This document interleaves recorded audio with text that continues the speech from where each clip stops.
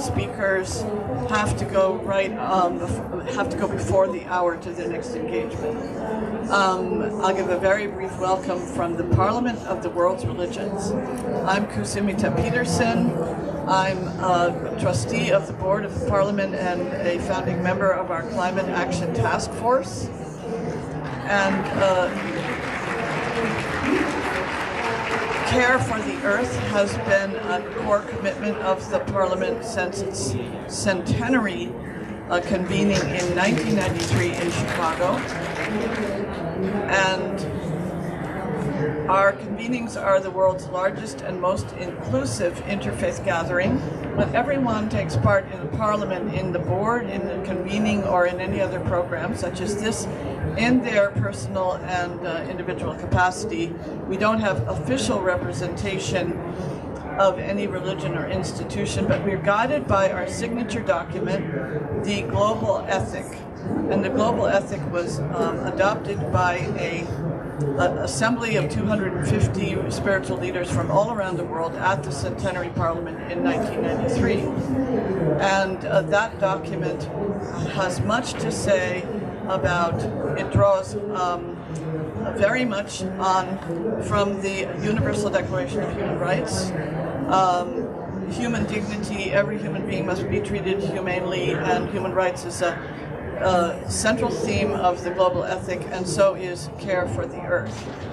And all of this being said, we invite you to come to our next convening in Chicago in person next August, August 14th through 18th, and the information is parliamentofreligions.org. And now, with great joy and gratitude to all of our speakers, I hand this over to our Director of Climate Action, Emily Echevarria, who will be the moderator today. Thank you.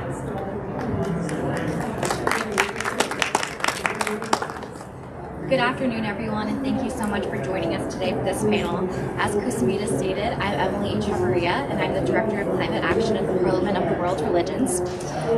Today, this program is going to explore the relationship between the right to a healthy environment, the rights of nature, and how they're mutually reinforcing, with references to the rights of Indigenous peoples, environmental ethics across traditions, and the protection of biodiversity. Our first panelist here is David Boyd, the UN Special Rapporteur on Human Rights in the Environment. Mr. Boyd is the author of 9 books and over 100 reports and articles on environmental law, policy, human rights, and constitutional law, including this book, The Rights of Nature. So David, based on your decades of experience and academic studies on this topic, could you please give us the big picture on human rights, the right to a healthy environment, and the rights of nature?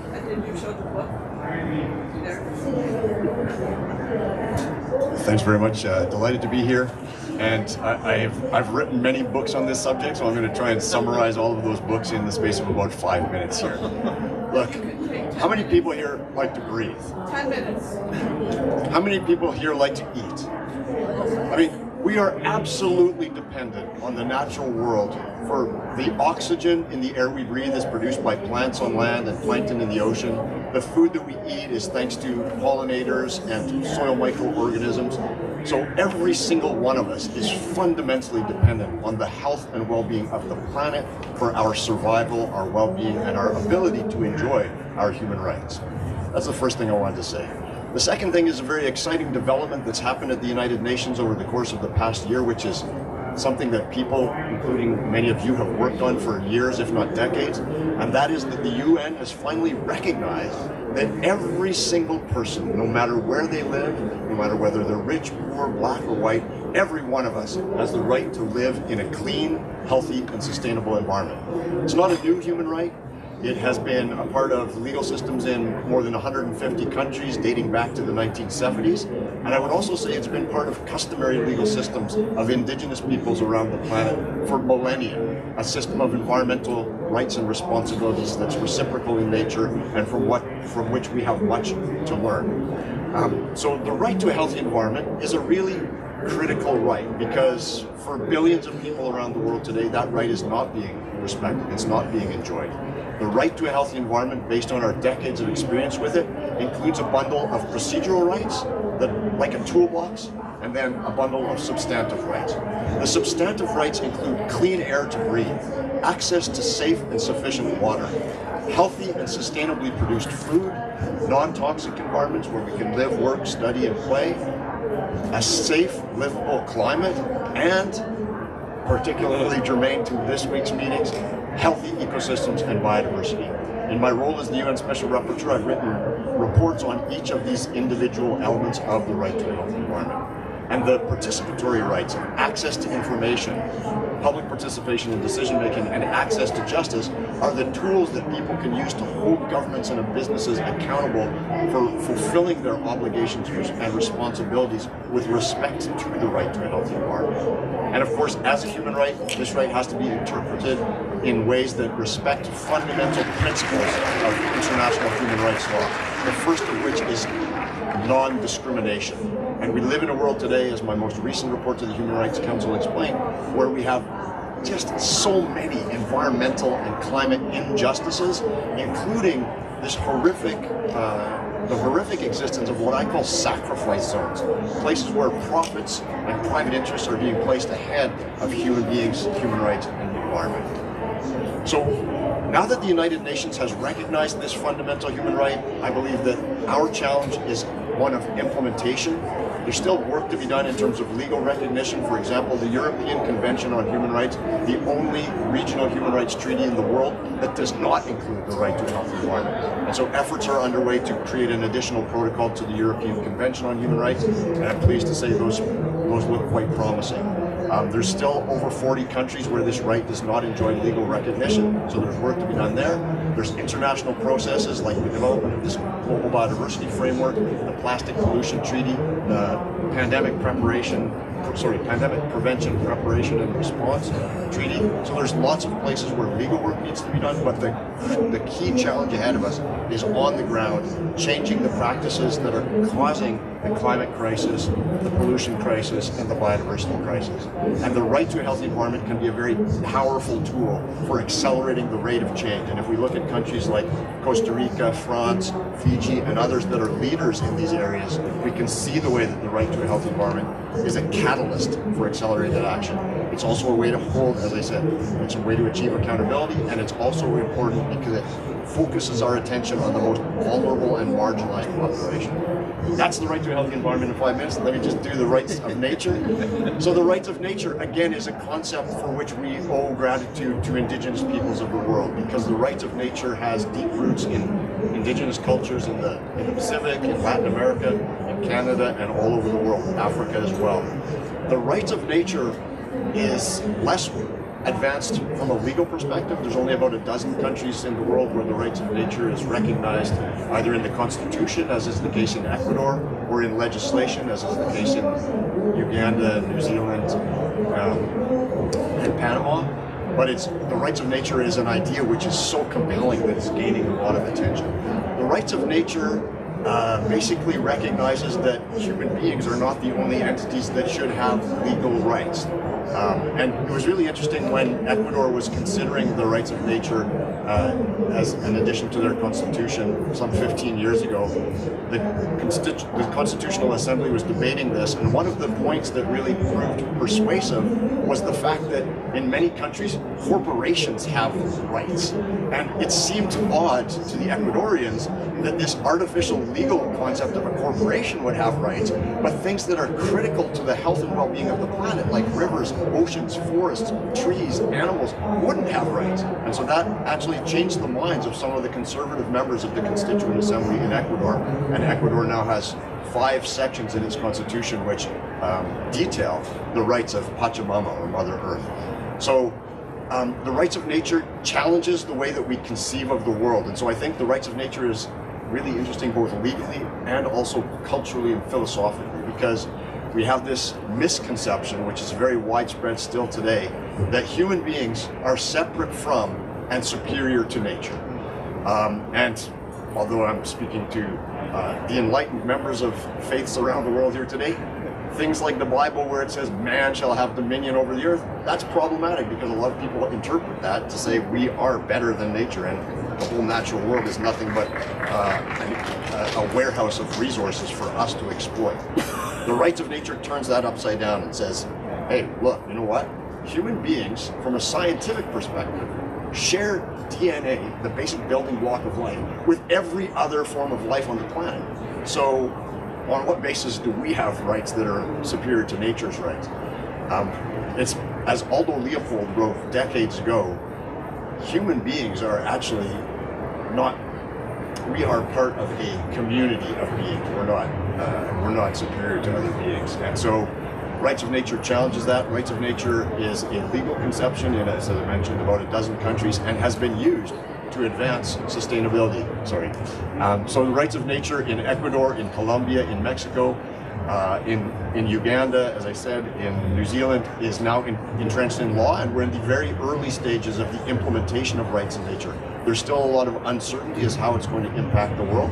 But what's really important, and the last thing I want to say today, is that the human right to a healthy environment and the rights of nature are not contradictory concepts. They actually come together when you recognize that human beings are part of nature. And so nature's rights and the right to a healthy environment are really part and parcel of the same conception of the world.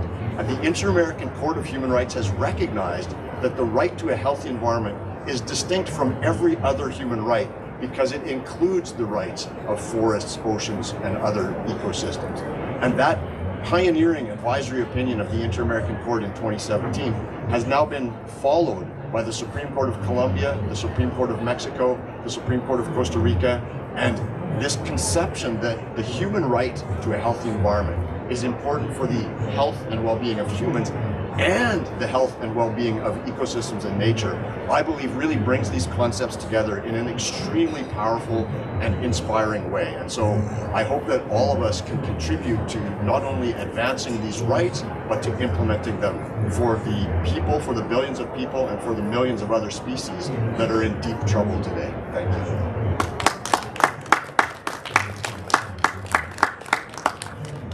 Thank you so much, David. Thank you for making the time to speak with us today and for the decades that you've spent working on these two topics. The Parliament was the champion of the rights to a healthy environment. It was actually the first project that I got to work on in my role here, so it's very special to us. And we have said in many statements we've released that we really believe that faith voices are going to be the crucial driver of the implementation of this right. Okay, our next panelist is Lucy Malenke, who is the co-chair of the International Indigenous Forum on Biodiversity and the co-founder of the Biodiversity Network of Indigenous Women. Lucy, could you please tell us about the rights of nature from the perspective of your Indigenous tradition and your faith background?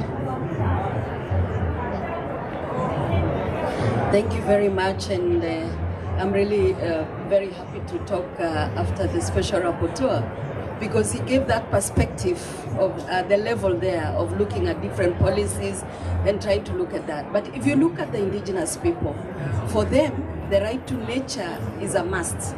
And it used to be there. We just know that it's right to have that nature, but to us, we believe it's something that God gave us. And the nature was there before we were being there ourselves as human beings. And that's why every other minute, for indigenous people, for indigenous women, and even children, this is very, very important. It's what teaches us culturally. It gives us our teaching, our original teaching, to tell you that you shouldn't kill that insect, and you get stories, you get plants, you get medicinal plants, you get everything, and you learn from there, even before you go to school, because everything you are told, take care of it. Nature is also something that really helps us to identify many things, to know the seasons, because the birds will pass by there, these plants will be there, the flowers will come. So they teach us a lot of other things. And that's why we believe, and every other time when you find indigenous people, elders out in the nature, they talk to that nature, they talk to those plants. Early in the morning, when they wake up, early, some of them, like from my community, the pastoralists, they wake up as early as 4 a.m. And an elder has to go out with a calabash of milk, mixed probably with water, and go around. And the first thing is to talk about, to ask God to keep that nature the way it is, to keep our animals, to keep our plants, and to give us all the rights all the the best on what we have in our environment. No matter whether it's a desert, no matter whether it's a highland or it's a forest, it's very, very important. And it's related to the people themselves. So right to nature is something very important. And a human rights perspective is also very, very important. And normally what happens is that as indigenous people believe in all this, it also becomes challenging for what you have already explained. And despite the fact that we have quite a number of policies, but we also have quite a number of governments who don't believe in human rights. Whenever they hear that, they get shivering, and they don't believe in the rights of those indigenous people. They don't believe in the rights of the women and the young and the youth and the others. So one thing that we are saying here is that we need people to reflect and to try and get back to their nature where they came from. And they look at everything in a holistic manner, because that's the way we look at it as indigenous people. That's the way we try to look at these perspectives. And despite the fact that we have this resolution on the rights to a healthy, sustainable environment, which you have brought up, but at the same time, if you look at down on the ground, most of the communities don't understand this. They don't know what policies you're talking about. But it's very, very important to every now and then talk to them and create awareness and try to make that these are some instruments they can use while they talk to their governments and while they try to make other people understand what it is. When you look at issues of right to nature in our communities, as I said, it comes in different ways, and it's a learning, it's a way of our lives. And if you look at indigenous people, so they mainstream everything together. They were the first in their own life. Is mainstreaming is one of the most important things, linking everything together. With the air you breathe, the food you eat, the animals within, and that's why you find that like you have pets, which are very, very important for the community, plants, even yourself, if you are alone in the house and you want to water your plants, you talk to them. And you talk to everything that's around you, because that's when you feel that this is part of you and this is part of nature. And this is very important in the fact that if we can all, as human beings, try to reflect and try to change the way we do it, there will be no deforestation. There will be no pollution where people pollute and they kill all the fertile soil that we have. They kill all the animals, and at the same time they pollute the waters that we drink. And everything is supposed to be pure. It's sacred for indigenous people to have clean water, to have food, to have forest area where they can collect their honey and collect some insects, which have become also more and more than before, because they feel like this is part of what it makes you to be healthy. Sometimes I tell people, better for that we had COVID, because that's where even we learned more. And I think more people are now understanding us than ever before why nature is so important, because we all retreated somewhere, especially for indigenous people. And we went back to looking at our nature, looking at how we can promote more organic than even, we didn't get the salespeople who come sell different chemicals to us and to the community at the ground level. So all this changed. And we thank God that it happened, so that at least people can be able to learn. So it's very, very important to look at this perspective, but we still have a long journey when it comes to indigenous people trying, and the local communities wherever they are, to understand these perspectives. It's very important also that we are discussing these among the members of the world religions, because they play a very big role. I participated some years back when I was a young journalist, and that's where I even learned many more things about it, because it's a way of also reaching out and enhancing the capacity of different communities, and we are able to get together and to learn from each other. Because if we don't do that, then we don't really move anywhere. And a human rights perspective is always, human rights approach is always my message. Let's look at it, because if you look at that, you will include everyone, plus the oldest elder in the community, because he will give you a message which helps you to learn about tomorrow and to learn on the future, and to learn what you have lost and what you need to look at it. So that's why it's very, very important to look at such issues. Thank you so much, and I hope we can continue having this dialogue even after COP15. Thank you.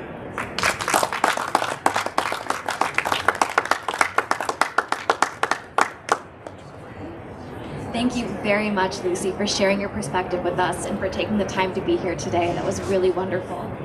Our next panelist is Dr. Charles McNeil, who serves as a Senior Advisor on Forests and Climate for the UN Environment Program, and who oversees the Interfaith Rainforest Initiative and Forest and Climate Policy. Charles, could you please tell us about UNEP, about the Interfaith Rainforest Initiative, and its work to protect the rights of Indigenous peoples? Well, thank you. It's an honor to speak after David and Lucy. I agree and just resonate with everything you said. And from the perspective of the UN Environment Program, this July resolution of the General Assembly on the right of healthy environment to all people is extremely important and incredibly relevant to what's happening here at COP15. And we at UNEP commend the relentless advocacy that David and Lucy and thousands of civil society organizations and indigenous groups around the world have invested in getting this to happen. And we believe, although it's not legally binding, we believe there's evidence that shows that the recognition of the right to a healthy environment has contributed and will contribute to stronger environmental laws and policies going forward and improved implementation. A similar decree in 2010 related to the right to sanitation and clean water actually spurred and encouraged countries around the globe to add drinking water protections to their constitutions. So this really matters, and we think this resolution will have the same kind of historic potential.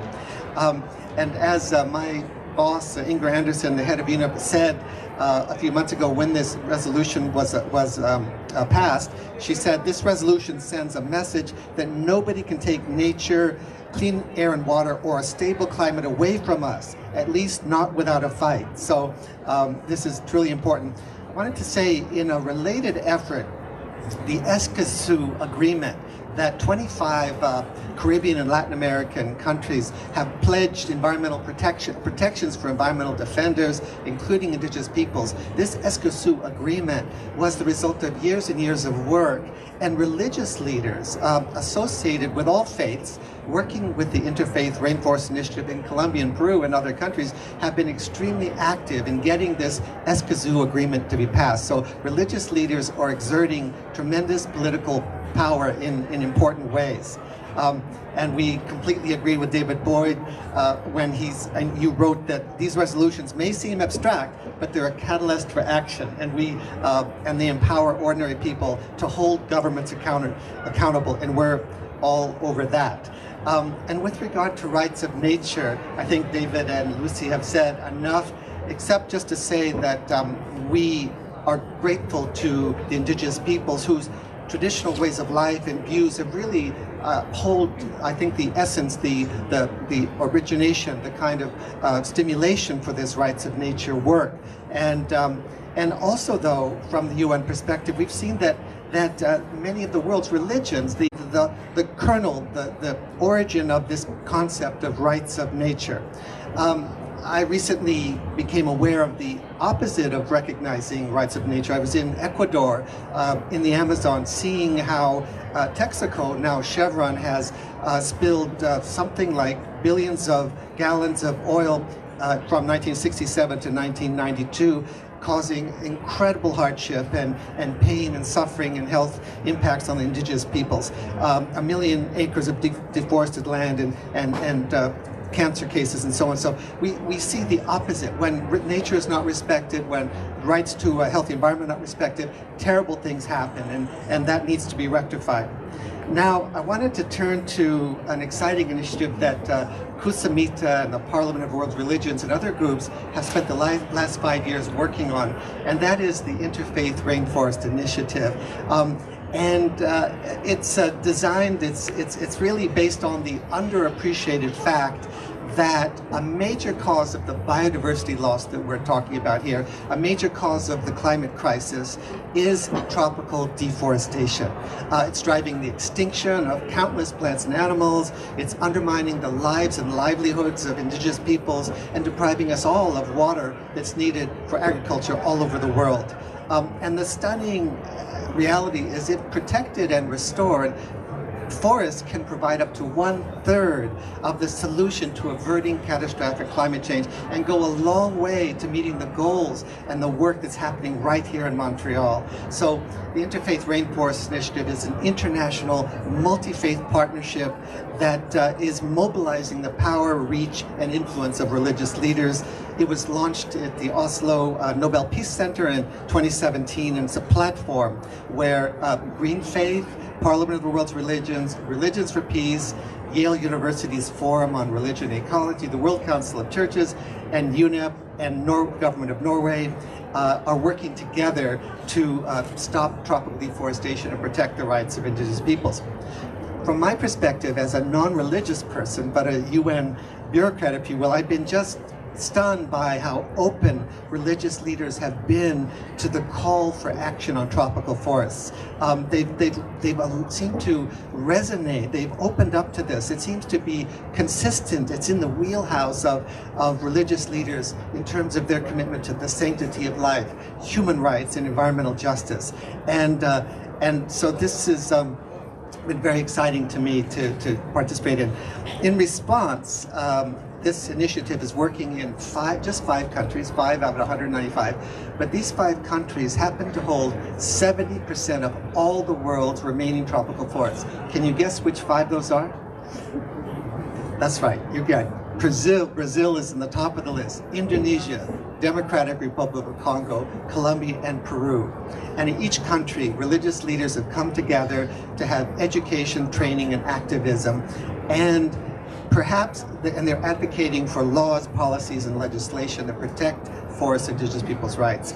The most exciting dimension of this for me has been over these past years is to see the way indigenous peoples and religious leaders are coming together in common cause. We know there's been 500 years of a very difficult history, but it's been absolutely mind-blowing for me to see religious leaders stand up in the launch events around the world and actually apologize to the indigenous peoples for that history of oppression and the opening that's created, a partnership to empower indigenous peoples to face the threats as they defend their forests against mining, logging, oil, and agribusiness. I think, as we know, just last year, 227 environmental defenders were killed protecting their land, and that must stop. And in the Interfaith Rainforest Initiative, religious leaders are standing up, exerting their political power, their economic power, and their moral authority in partnership with Lucy and all of her colleagues around the world. I think I'll just close by saying that maybe an example. In the Democratic Republic of Congo, for 10 years, legislation has been working its way through the parliament to give rights to indigenous peoples in DRC for the first time ever. It wasn't until the religious leaders of all the faiths represented here came together just last year to exert pressure on the government and on the parliament and on the Senate and on the president. And just a few months ago, that legislation has now been pushed through. Very powerful example. In Indonesia, for the first time, the 6 formal religions stood together with Amman, the indigenous leaders, in common cause. And there are examples throughout the world on this. So this growing cooperation among religious leaders and indigenous leaders, I think, holds promise for all the issues that we're dealing with here today. And I just don't see it happening. I don't see our goals being achieved without religious leaders continuing to stand up and stand with us all. So thank you very much. It's an honor to participate with you.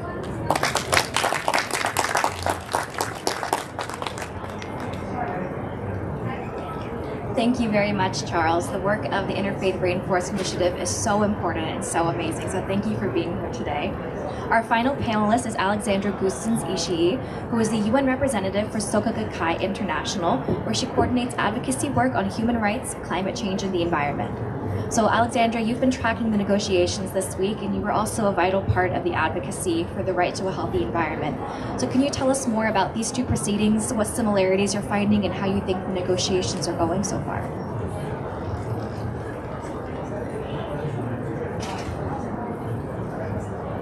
Thank you very much. Hello everyone, thank you very much for everything that was shared. It was really inspiring. So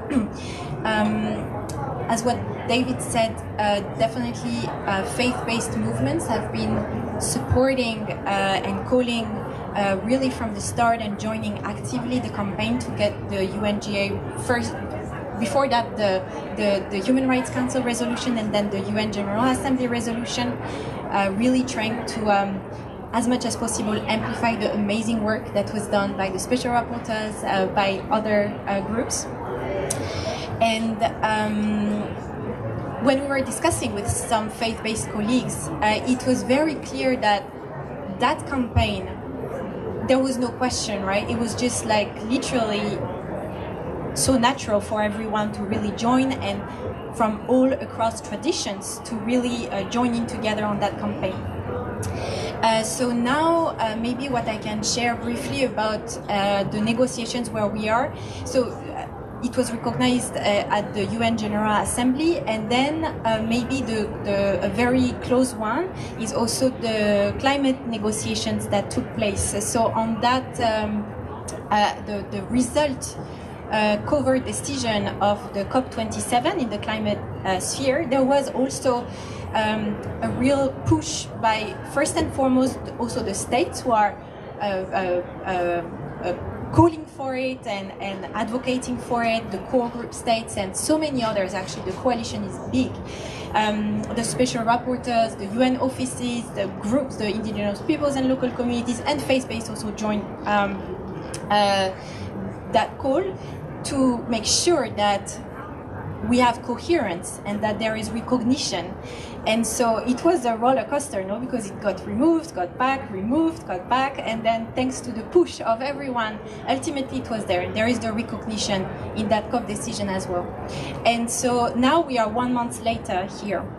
And we were discussing with colleagues also from who, in this context, so some conservation agencies, but specifically WWF, BirdLife International, have done amazing work as well to really bring that right to be recognized in the context of the CBD. And when we were discussing with them as well as part of the coalition, what one person was saying is that ultimately, if the GBF and the CBD through the GBF is to deliver output, the output that it will be is that it will be the respect for the right to a clean, healthy and sustainable environment. So it's intrinsically linked to that process here. And so at this, that is also why we're really advocating strongly. So at this moment, we are very happy that in the principles section, which is called BBs at this moment still, there is a clear recognition of the right to a clean, healthy and sustainable environment. So that is positive, and we need to ensure that it will stay until the end. Now, there is also another aspect which is relating to the implementation of the right. So one thing is to have a concrete link to implementation within one of the goals, because the goals and the targets will lead to indicators. And so we are strongly pushing that it can be included in the goal B, because it was included. It is currently as a footnote now, but we are really going to keep advocating that it can be included so that it can lead to also indicators and further work. However, that's not the only way, as was discussed before, and that's also why the multi-faith policy response document focused so much on uplifting the message of rights-based approaches. In that sense, what we have been saying as part of the multi-faith policy outcome is that we really uplift the calls from Indigenous peoples and local communities, calling for rights-based approaches, but also specifically relating to right to land. And territories. So, I mean, in those aspects will be another way to implement concretely the right to a clean, healthy, sustainable environment. So I think fights really will continue in some key targets, such as Target 3, but maybe to conclude, on Target 21, which is relating to the rights of IPLCs specifically, but also women and girls, children and youth are included. There is mention of the full protection of environmental human rights defenders, which is really great, and also access to justice. So these are also concrete elements to, in a way, relating very concretely to the implementation of that right to a clean, healthy and sustainable environment. Now, as this big package depends on other things such as finance, DSI and other things, I think the fight really remains to be had. What is truly uplifting, I guess, it's that that advocacy is really done. There is solidarity between all the caucuses joining on that point. And as faith-based, multi-faith group, we are absolutely engaged in uplifting the messages of other caucuses and including especially indigenous peoples and local communities. Thank you very much.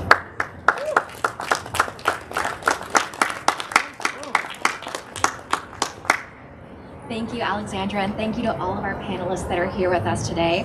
Now I believe we have a few moments for questions and a little bit of a discussion. So does anyone in the audience have a question? I'd suggest, with all due respect, that you give now let each panelist respond to the whole discussion in whatever comment they want to make additionally. Sorry.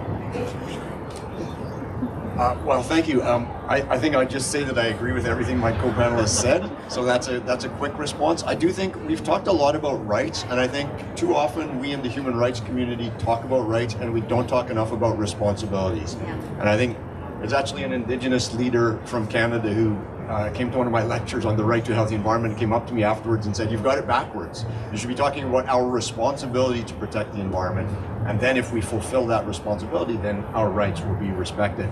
And I think we really, human rights, we always, and to some degree correctly, look at the state and think the government has to deliver on this, but it's actually up to all of us. We are the people that elect the state.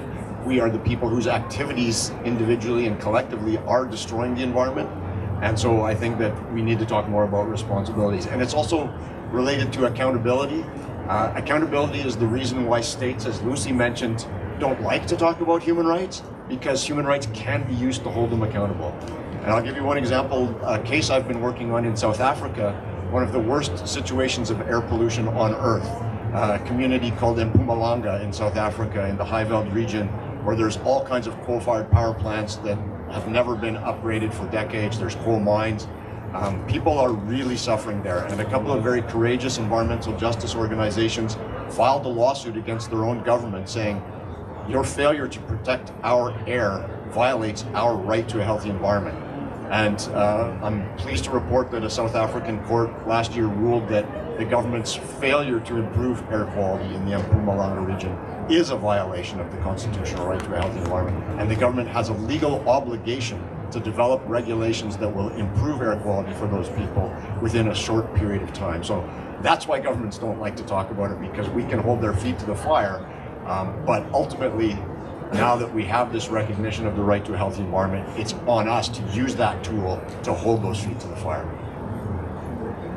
Thank you very much, David. I think this is a very good example that you have given, because it worried, we were really worried because many of those communities were also impacted on.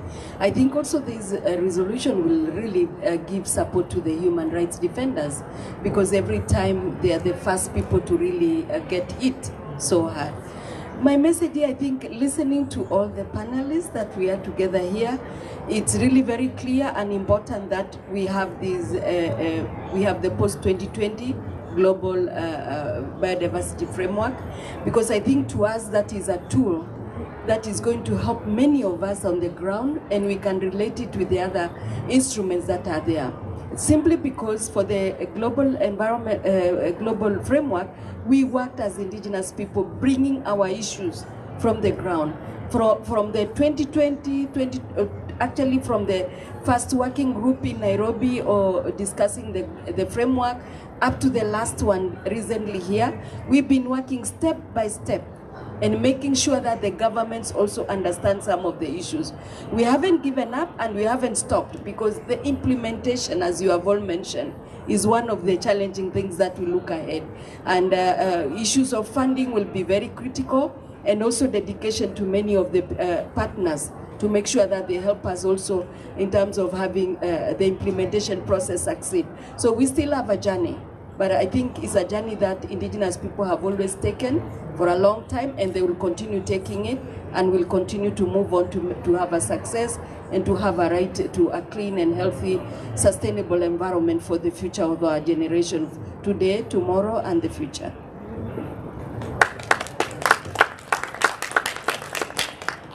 Sitting here reflecting, I just realized that my career at the UN began with the Rio Earth Summit in 1992. That was my first assignment 30 years ago. And I just reflect now, in all these 30 years, what's really encouraging to me is the increased role and voice of Indigenous peoples, Indigenous leaders through these 30 years, stronger and stronger and stronger. And I've had the honor to accompany them for many of these years. And also, what's encouraging to me is to see the strength of the faith-based organizations, religious leaders, to see them exerting their power, really putting their minds to influencing the political, generating political will. And then the most exciting thing is to see those two movements coming together like we see today. So I just am very encouraged by this, daunted at the same time by the issues we're dealing with, but that's my reflection. Thank you. Thank you. I guess my reflection when I was following mostly the GBF, so I'm not following finance and I'm not following DSI, but from the GBF, I'm still struck at the unwilling act. They don't want to take responsibility, actually. Yeah, they don't want accountability. And so I was reflecting also then as a faith-based, I'm really wondering and I'm thinking if, we should also not put that, as you said, outside of ourselves. Not just if they do it right as states, then everything will be fixed. No, because ultimately greed, etc., it's in the heart of everyone, right? So I was really thinking, like, also in which ways in my own life do I escape accountability? Do I engage in power relationship where, it's also creating unsustainable cycles? So I think we all have a role to play, and I think maybe that's the strength of faith-based, but also I'm inspired by the meeting we had with Executive Secretary yesterday, Elizabeth Mrema, when she also said, well, if we were all applying the teachings of our faith, we would not be in the situation in which we are, right? So not pointing the finger at anyone, but basically she was really also bringing it back to all of us to take this responsibility to create this inner transformation in speaking places, who is given the mic, many small things too in the way we function, so that ultimately indeed we at the root transform this profit over people, profit over nature, and engage all together in a new narrative where everybody can flourish. Thank you.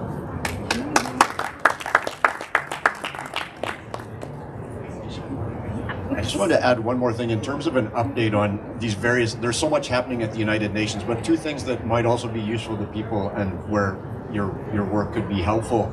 A month ago, the UN Committee on the Elimination of All Forms of Discrimination Against Women released a report on the rights of Indigenous women and girls, which is the first UN treaty body report to have a section dedicated to the right to a clean, healthy, and sustainable environment of Indigenous women and girls. Very exciting development. And also the UN Committee on the Rights of the Child is preparing a draft general comment on children's rights, climate, and the environment. And the draft is currently out for comment. It includes a very strong section on the children's right to a clean, healthy, and sustainable environment. So I think we're seeing these UN resolutions kind of doing what should happen, which is building out, getting more detailed guidance from these expert mechanisms, and really it's just tools that we can use, again, to implement.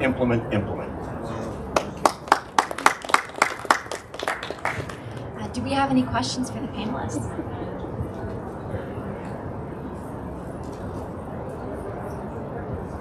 Extremely grateful to the panel. It has been a very engaging discussion, and we loved that you all put forth the comprehensive perspective on the human rights and the rights of the indigenous people. Particularly here, I would like to bring to the notice of the panel and would like to ask, particularly from India and many parts of the world, there are people who are engaged in the job of cleaning environment, in the sense they are rag pickers, they may be sewer handlers, like sewer cleaning laborers, and all of these people who are involved in the dirty job. Yeah, and I feel that they are responsible for environment, but at the same time their rights are completely their rights are not recognized at all, and the wages that they have, it is very competitive kind of sector.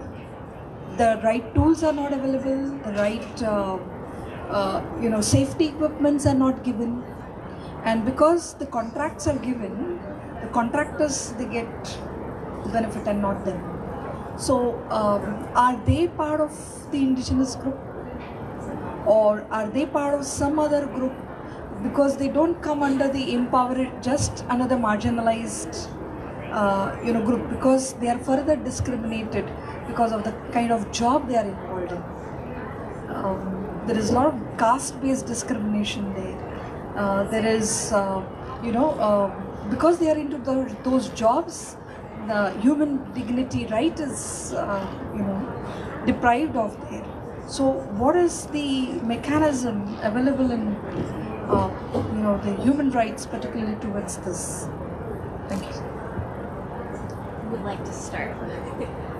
I'm happy to start. Thank you for raising a really important point, and I would have a couple of responses to that. One is that everybody has the right to a clean, healthy, and sustainable environment, and for these folks who are living in these extraordinarily challenging circumstances, those are the people who should be helped first. That's one of the kind of key principles of the UN Sustainable Development Goals, that no one gets left behind, and those who are furthest behind get first priority.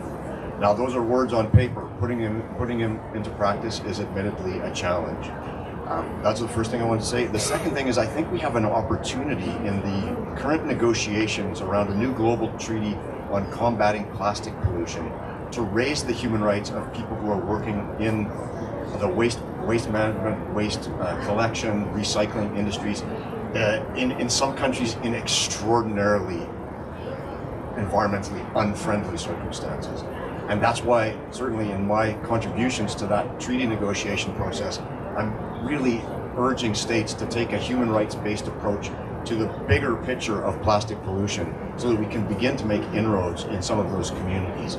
And the third thing I want to say is a really live issue here at the COP15, which is there's some discomfort around this phrase, Indigenous peoples and local communities. And I understand from an Indigenous perspective, Indigenous people have unique rights under the UN Declaration on the Rights of Indigenous Peoples. They have unique cultures, and it's critically important that we integrate Indigenous peoples' rights into the global biodiversity framework. But there are also hundreds, if not thousands, of other communities on Earth, advocacy communities, caste communities, Afro-descendant communities, that also have deep connections to land, water, and the earth, and who are really working to steward those ecosystems, and we have to have a place for them at the table as well. So just wanted to say those brief comments. Yeah, that's very, very important point that you've talked about, and we've continued saying the Convention on Biological Diversity recognizes indigenous peoples and local communities, and this has been discussed within the convention since Rio, and actually it used to be indigenous and local communities, and we just enhanced it by putting indigenous people and local communities. But as he says, there are also others, and they have been coming out very strongly. I think there is a right now for peasants and other people. They have already started writing their own declarations, apart from the indigenous declaration of indigenous population. I think that's a very critical thing that you have brought on. I think there is also the issue of ILO. ILO also looks at these particular people, and maybe they just have to really reform those laws and try to push up. Because I remember like ILO 169, most of the governments, especially in Africa, could not ratify it, could not really accept it. And it's because of there are many issues that we mentioned before. We also have quite a number of other communities that are either living in isolation and they don't want to be known by other They don't even want to be associated with the government. And also we have, this is mainly because they also fear the issue of assimilation, because most of the communities are denied their rights to identify themselves as they are supposed to be. If I'm a Maasai, I remain a Maasai and I don't want to remain another community. But most of the communities we have is that they're assimilated to others. But they are all coming in, most of the communities are now coming out and saying, no, we also have a right to be who we are. And what we are doing in our different countries is also to try and work with them in looking at the biocultural protocols to see who are these communities, what are their institutional laws, and because they have all that institutional ways that they manage themselves. But those ones doing that particular work are really more than marginalized, and there is a need for that right, because they really suffer, and most of them don't die. They die very quickly because they can't even afford to go and get their health. And that's why we are saying pollution is very critical, and governments have to be taken into account in the industries everywhere, so that they can protect the rights of these people. Thank you. Are there any other questions? Thank you. Hi, Pella Thiel from Ecocide Sweden. Thank you so much for an incredibly encouraging and inspiring panel. And I like what I think you've all been talking about, accountability and implementation. So any GBF needs supporting frameworks for implementation. And we are here to campaign for ecocide as an international crime within the International Criminal Court. And this is not a discussion so far within the CBD, but the interest is huge. And as you said, Charles, for rainforest, I've been struck by the openness from religious communities and faith leaders. So I just want to ask you for advice. What more can we do to get this awareness shared? Because at the moment there are states who are really about to table this proposal at the ICC, and we feel that there needs to be a strong understanding and awareness about what it would mean before that happens. So we're kind of racing to get the word out. What more can we do? Who would like to answer that question first? Okay. Yeah, so the one thing I would say in terms of potential advice is that in our campaign to have the right to a healthy environment recognized by the United Nations, it took an amazing, and I've never seen a coalition. I think we had, at the end of the day, 1,400 organizations, faith-based organizations, Indigenous Peoples organizations, human rights organizations, environmental organizations. And the collective power of that was really what pushed us across the finish line. So that would be my simple, straightforward advice. Would anyone else like to address that question? Oops. Thank you for expressing yourself. Thank you for your work. And I agree with David that it's a matter of building that coalition. This is To you, actually, there is already the Faith for Ecocide law, movement, and I think, yeah, it definitely needs to be contributing to building maybe broader relations with, like, even other groups. But I think with what David was saying, like, I think building the solidarity across constituency group is it's key to really bring the movement forward. And of course then with the championing of some states is necessary. Yeah. I think we have time for one last question. Right, yeah. One last question from anyone. Yeah. Thanks, everybody. This has been a stellar panel. I'm wondering if you would take your expertise and think forward into a positive and challenging future with me, which is about what are we going to do if we get all the funding diverted towards the communities, towards Indigenous peoples, towards the protections of lands, because that money is in some ways come in an old financial framework of the more you have, the more important you are, and we really need a new framework for it to operate in. The Exxon Valdez, after that oil spill, Ricky Ott documented what happened there, and the devastation was shared in the community, but it was the money that they started to get back from Exxon later that divided and separated people. So just to, I know you're all working really hard, just to think about when that money comes, how can that flow proceed in a way that informs a collective big vision instead of playing out in the old tired ways of screw you, give me more.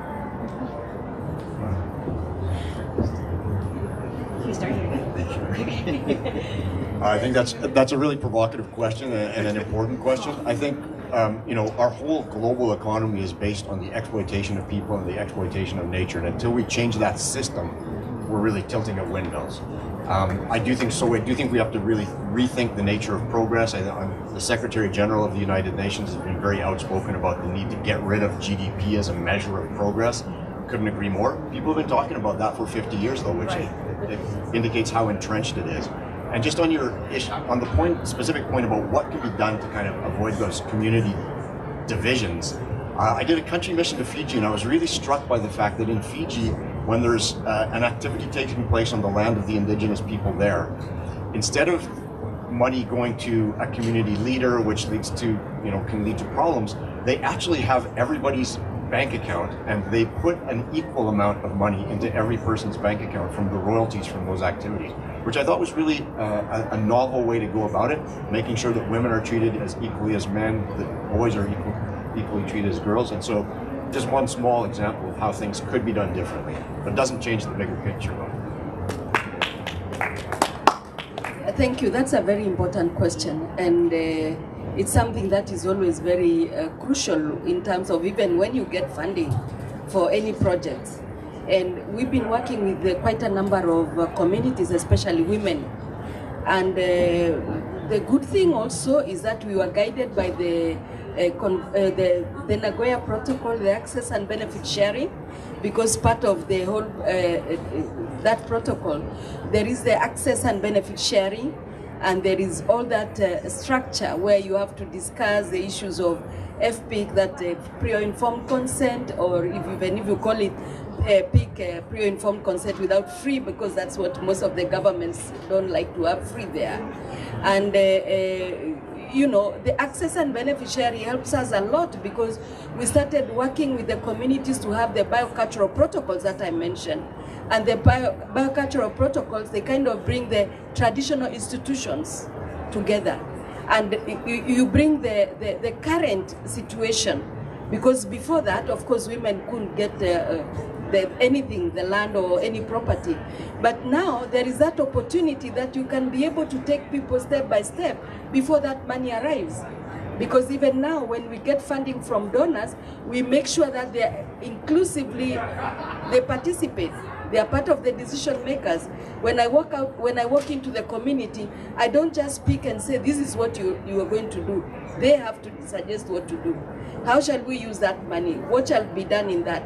Involvement of the community is very, very crucial. And not only the women and men alone, up to the children, up to the youth. They will tell you what they want. Even if they tell you we want football, we want a uniform for our football team, include it there. Because then they realize they are being recognized and that they are being given the opportunity. So this is why this is very, very important. Before that, in some years back, we had only elders to make their own decisions. And then when they make that decision, sometimes it brings conflict because other members of the family, other members of the community are not involved. So that rights-based approach again comes right to the community level to make sure that you all involve in discussion and so on. Because a lot is going to happen in a few years. We have to look out at that very keenly and see how we are going to move out as Indigenous people to have everyone satisfied. Thank you. Yes, a provocative question and an important one. And and it points to the bigger issue of transforming the economic system, having alternative economic measures, as David mentioned, and also just let's be aware that there are trillions of dollars of perverse subsidies where we're actually funding the wrong behavior in all the different areas. They're just causing a huge sucking sound to the world's biodiversity and the climate. But I have a provocative answer to your provocative question, and that is that my observation of women's groups and women's managing of money around the world in the communities that I've seen is often so much better than alternatives. So I would want to encourage women management of money in a very effective way to sometimes deal with these issues.